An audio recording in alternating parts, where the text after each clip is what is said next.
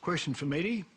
In view of the fact that in Australia, Muslim couples have a much higher birth rate than the rest of us, is it not possible that in a couple of generations, Australia could have a Muslim majority who vote in Sharia law? Further, if so, is it not possible that sects could develop, Sunnis and Shias, who begin bombing and shooting each other and turning currently the best country into the world like another war-torn Middle Eastern country? This is not Islamophobia, this is Sharia law phobia. Okay. I think there was a lot more than Sharia law in there. Let me just try and unpack your point. First off, I know Malcolm Turnbull said over the weekend that Australian law takes precedence over the laws of mathematics in this country, but I'm no mathematician. No, there's no way that the Muslims are going to form a majority in Australia in the next generation or two. I believe it's 600,000 or something in the recent census out of 24 million Australians, so you don't have to worry about Muslims coming in, taking over Australia. Are you aware of the differences between Sunnis and Shias? Vaguely. I know they're at each other's throats. That's the main thing I know. They're all that's Muslim. Not true. I'm Shia and my best friend is Sunni.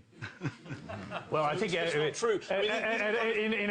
In a global context, there is a kind of truth to that, isn't there? I mean, Iran. There's not. Sorry, Tom. There's not a truth to that. Actually, there's a geopolitical game in the Middle East where one Shia majority country and one Sunni majority country do want to kind of dominate the region. There's no doubt about that. But the idea that this is some kind of lazy Sunni-Shia split. In fact, in a country like Iraq, you mentioned war-torn countries in the Middle East. Iraq, a country torn apart by war, partly by its horrific dictator, partly by a Western coalition that involved Australia that went in to make it more war-torn, and today is riven by sectarian splits that didn't really exist before 2003. Pre-2003, Sunnis and Shias got married in Iraq, had sushi children, mixed children, right?